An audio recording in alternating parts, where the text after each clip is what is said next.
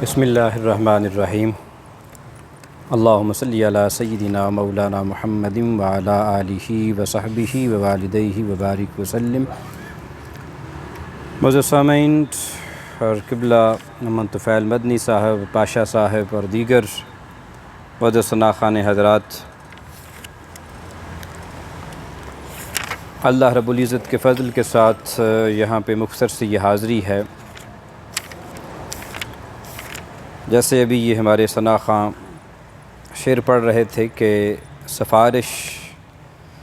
سید الشہداء رضی اللہ تعالی عنہ کی بارگاہ رسالت مآب صلی اللہ علیہ وآلہ وسلم میں بہت جلد قبول ہوتی ہے، اور آقا بہت جلد قبول فرماتے ہیں، اور پھر نظر کرم بھی فرماتے ہیں کہ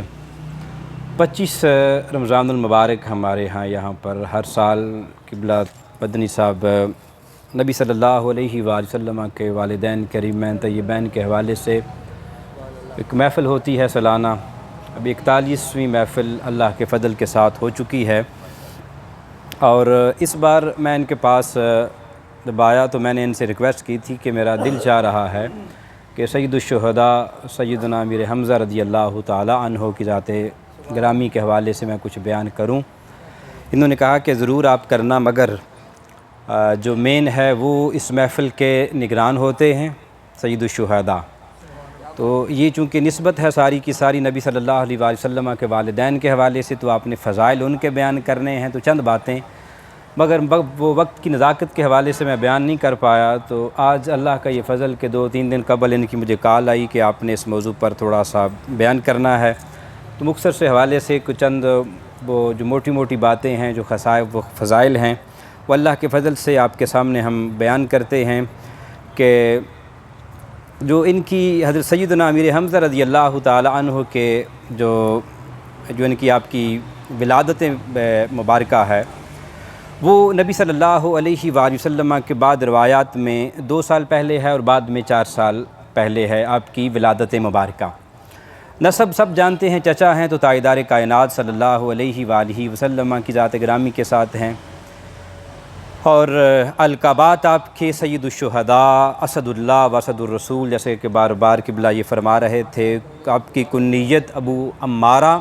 اور ابو یعلا رضی اللہ تعالی عنہ ہے۔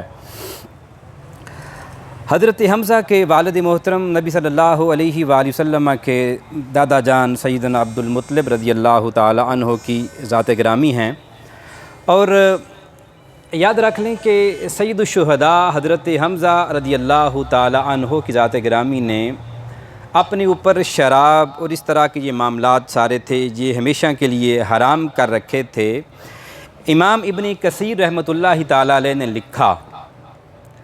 آپ فرماتے ہیں ظاہراً آپ کا اسلام قبول کرنا ہجرت کے اعلان نبوت کے 2 سال بعد ہے۔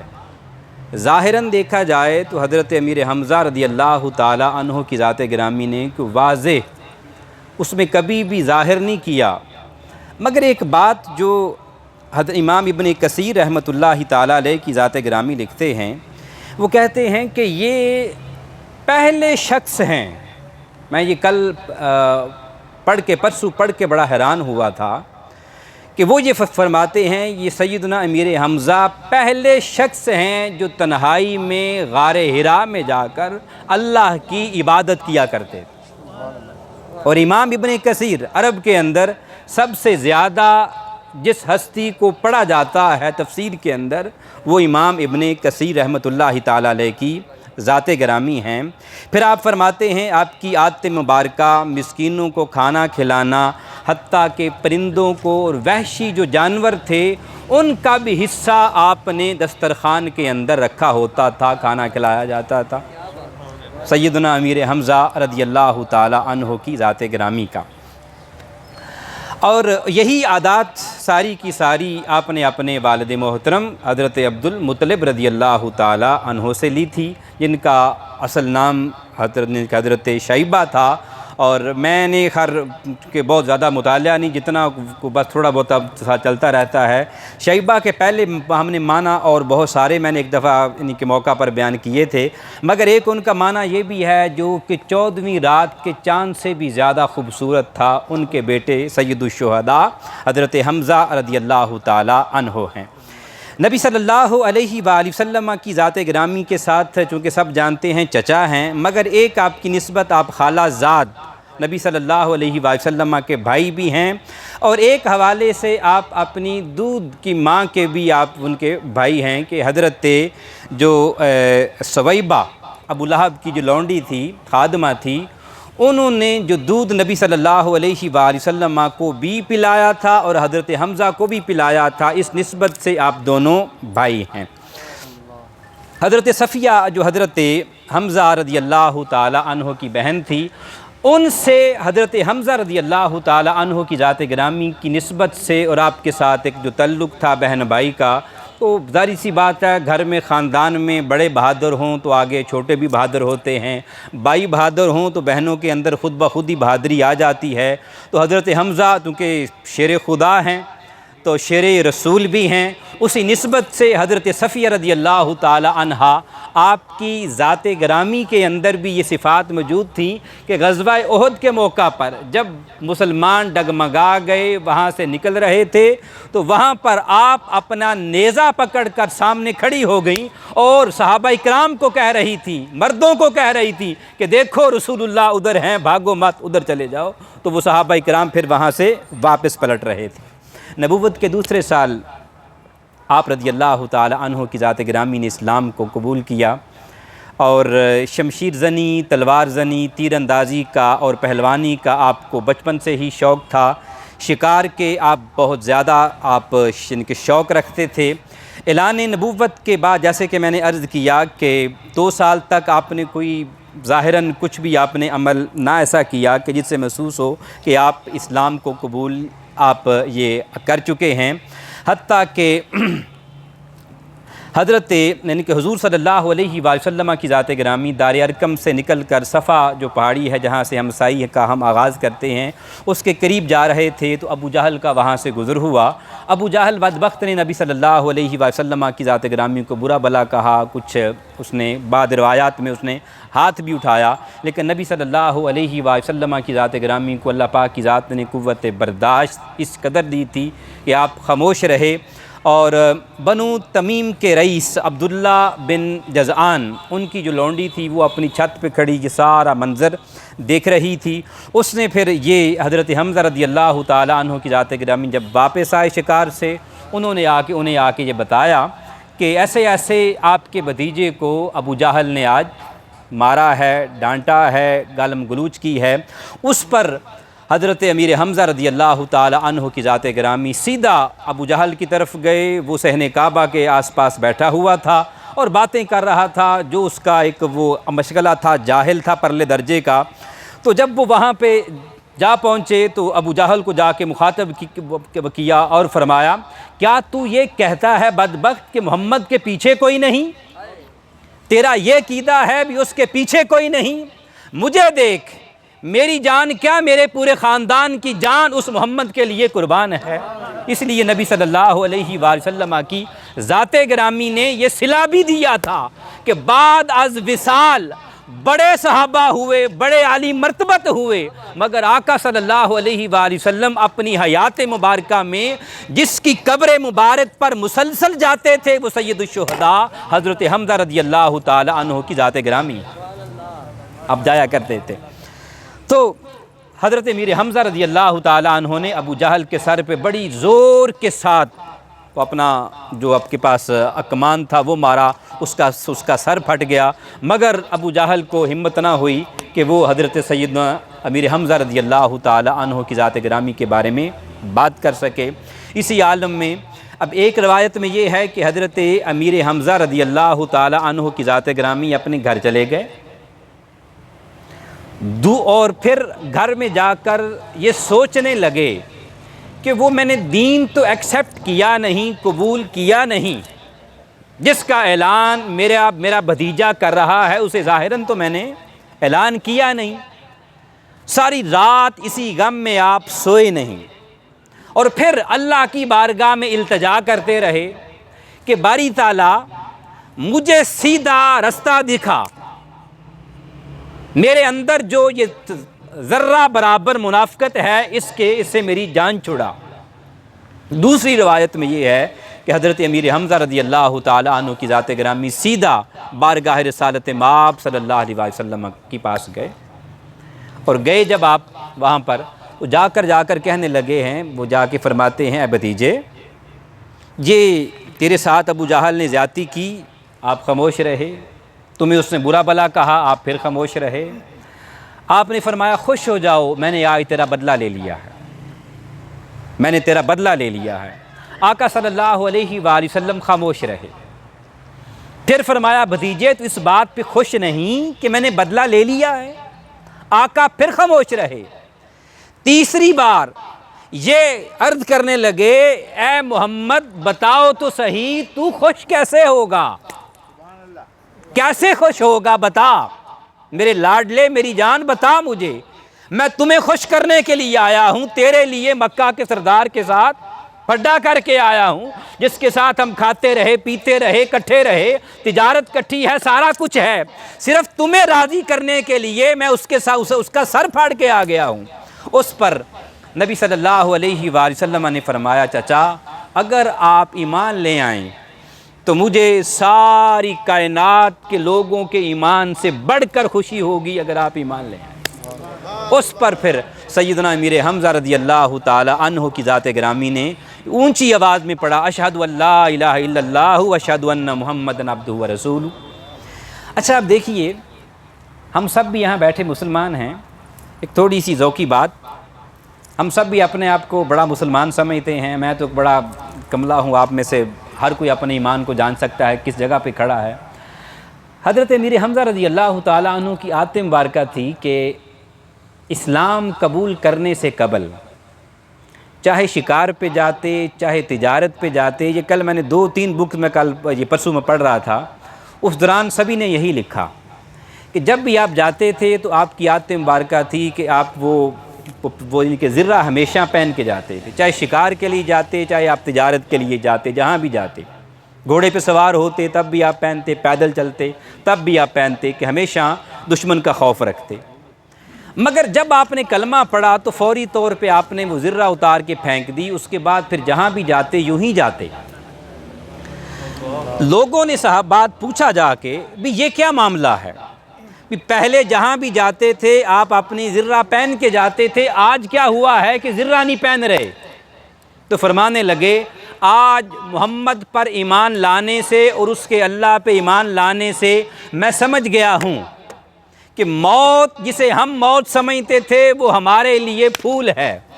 وہ ہمارے لیے خوشی کا سماں ہے،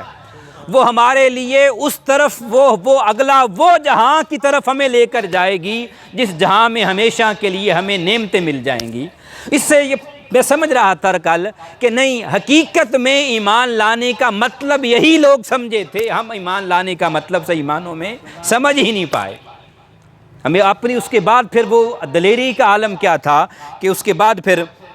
جب سیدنا عمر فاروق رضی اللہ تعالیٰ عنہ کی ذات گرامی ایمان لانے کے لیے آ رہے تھے، ہاتھ میں تلوار تھی، انہوں نے آ کے دروازہ جب آ کے نوک کیا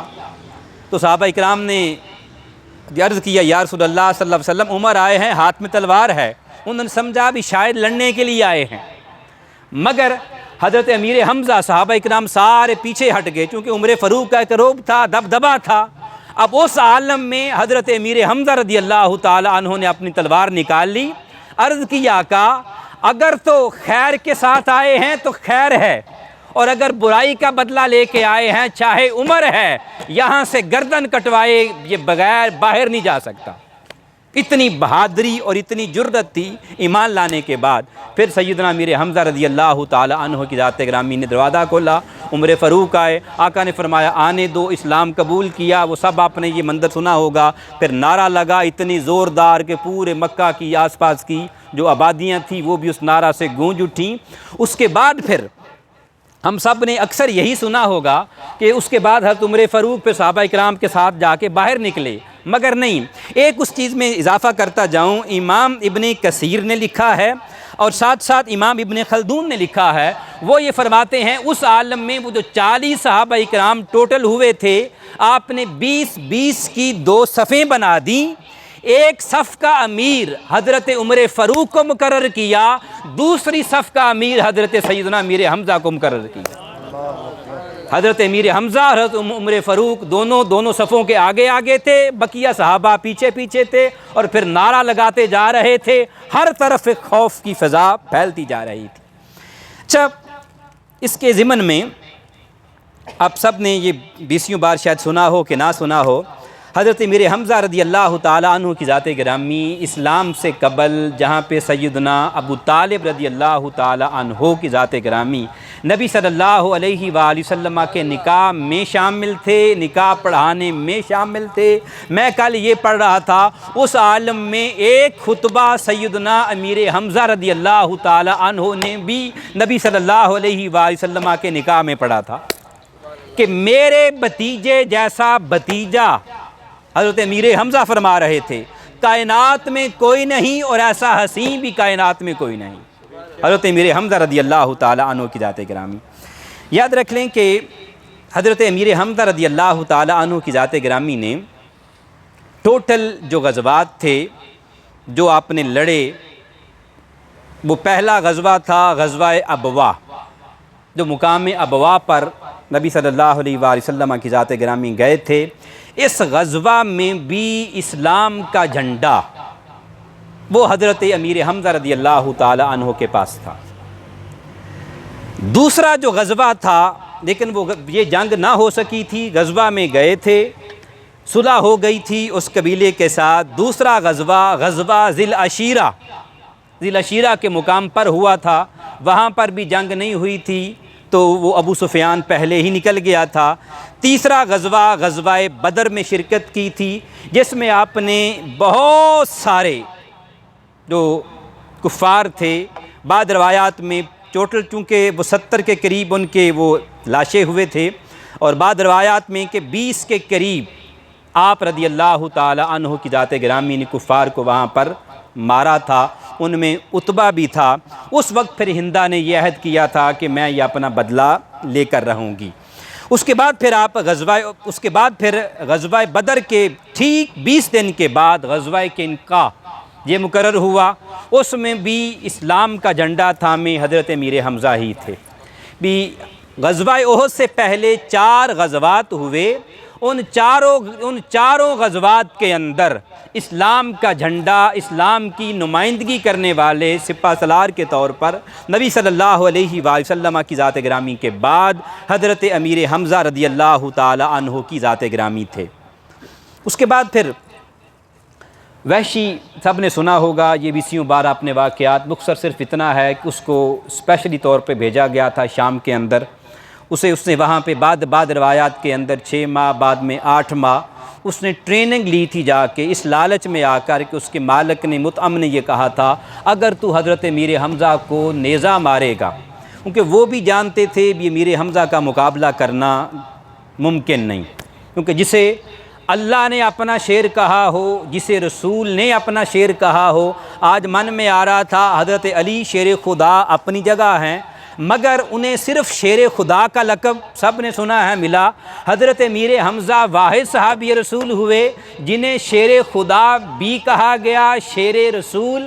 بھی کہا گیا، اور ایسے عالم میں پھر ان کا مقابلہ کرنے کی کسی میں ہمت نہیں تھی۔ اتنے جری تھے، اتنے بہادر تھے، اتنے پختہ ایمان والے تھے کہ جب آپ اس کے پھر اس لیے وحشی کو بھیجا گیا، بڑا وہ طاقتور تھا، اسے بھیجا گیا اس لالچ میں کہ واپس آئے گا۔ پھر ہندہ نے بھی کہا تھا کہ میرے پاس جتنا سونا ہے میں سارے کا سارا تمہیں دے دوں گی، مگر اس امیر حمزہ کو شہید کرنا ہے۔ حتیٰ کہ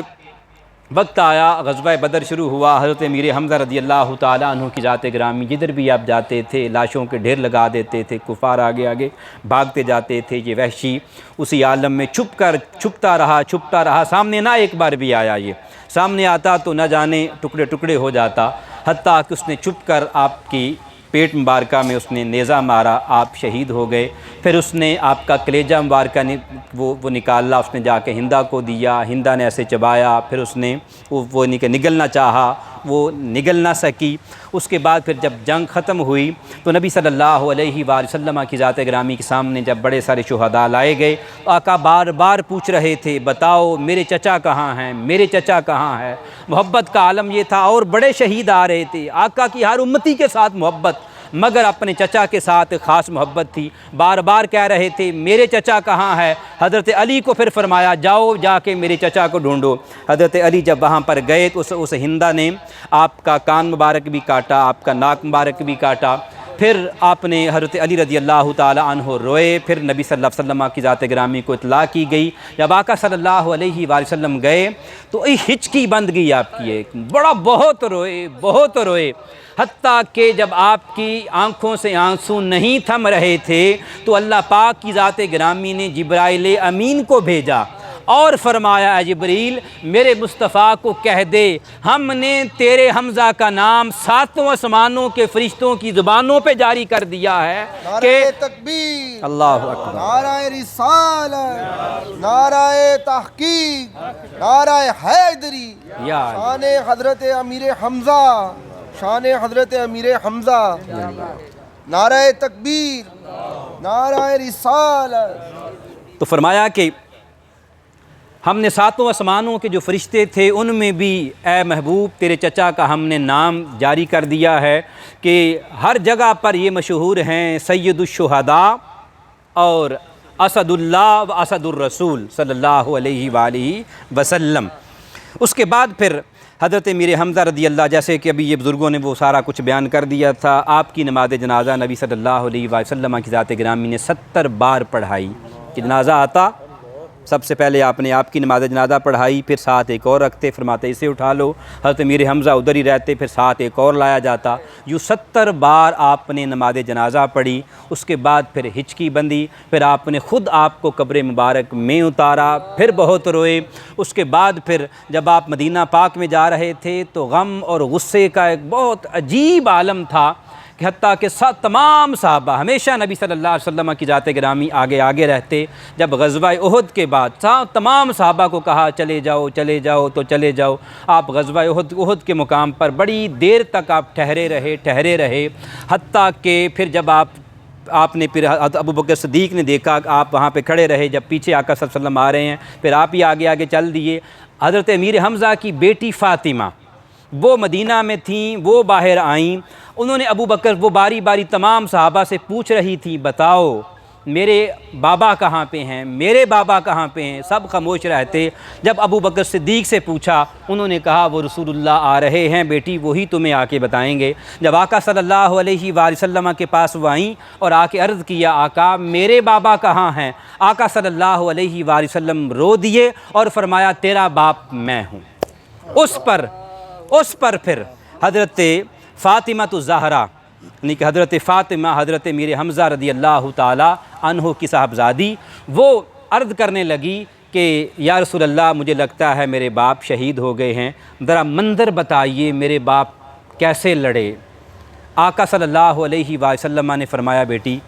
لڑے تو وہ ہمیشہ ہی شیر خدا ہیں، شیر رسول ہیں، ہمیشہ ہی اعلیٰ لڑے، مگر وہ کیفیت جو ان کے ساتھ بیتی وہ میں بتا نہیں سکتا۔ آقا صلی اللہ علیہ وآلہ وسلم کے آنسو مبارک چھم چھم برستے رہے، بہت برسے، بہت رہے، حتیٰ کہ اس بیٹی کو ساتھ اپنے سینے کے ساتھ لگایا، گھر لے گئے، پیار کیا، دلاسا دیا۔ اور وہ آقا بعد روایات میں یہ ہے کہ آقا صلی اللہ علیہ وسلم کی ذات گرامی نے اس کے سر پہ ہاتھ رکھا ہوا تھا، اسی ہاتھ کی ٹھنڈوں کو فیل کرتے کرتے وہ سو گئی۔ جب اس کی آنکھ کھلی پھر اس نے کہا یا رسول اللہ صلی اللہ علیہ وآلہ وسلم اللہ نے اجازت دی ہے میرے حمزہ کو، میرے بابا حمزہ کو کہ وہ جنت میں جس مقام پر چاہیں جا کر ٹھہر سکتے ہیں۔ فرمایا بیٹی تو نے سچ کہا، تو نے سچ کہا ہے۔ وہ محبت تھی پھر آقا صلی اللہ علیہ وسلم کی ذات گرامی، جیسے میں نے پہلے عرض کیا، ہمیشہ اور بکوروں کو بھی یاد رکھتے، مگر جیسے آپ نے اس چچا کو یاد رکھا آپ نے کسی کو بھی یاد نہ رکھا۔ ہر ہفتہ کے دن نبی صلی اللہ علیہ وسلم کی ذات گرامی ان کی قبر مبارک پر جاتے، فاتحہ خوانی پڑھتے، حتیٰ کہ بعد دفعہ تو ممبر بھی لگواتے اور خود اپنے چچا کے فضائل صحابہ اکرام کو سناتے۔ آج ہم انہی کی سنت پر عمل پیرا ہوتے ہوئے یہ کام کر رہے ہیں۔ اللہ اس گھر کو آباد رکھے، سب کو آباد رکھے۔ اس سے یہ چیز بھی ثابت ہوئی کہ قبروں پر جانا، اہل اللہ کا ذکر کرنا، وہ بھی نبی صلی اللہ علیہ وسلم کی سنت ٹھہرا۔ والسلام جی۔